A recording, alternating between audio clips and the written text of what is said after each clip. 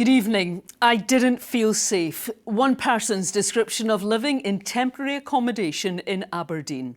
Despite a growing problem with homelessness in Scotland, Shelter Scotland warn that there is no plan to end the housing emergency. But the Scottish Government say local authorities will be provided with £15 billion this financial year. Gráinne Grehan has been speaking to one man who struggled with finding somewhere to live.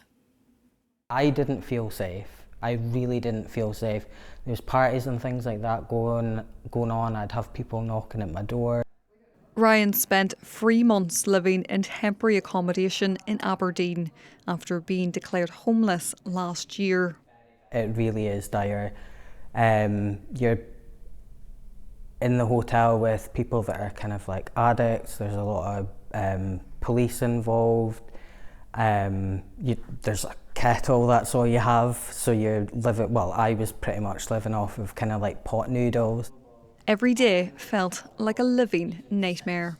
There must have been times where you felt you maybe weren't going to be able to leave temporary accommodation. Yeah, definitely, 100%. If I hadn't have gone to Shelter Scotland when I did, I think I would still be in the temporary accommodation, and that would have, I can't even think about how that would have affected my mental health.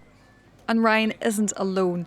Tens of thousands of people found themselves with nowhere to stay last year in Scotland, and now new figures show nearly all Scottish councils are receiving less money for social housing than they did 4 years ago. It's been a year since the Scottish Government announced a housing emergency, but charities warn the situation isn't getting better, it's only getting worse. Rising homelessness of particular concern to Shelter Scotland is the 10,360 children who are stuck in temporary accommodation, and every single day another 42 children join them.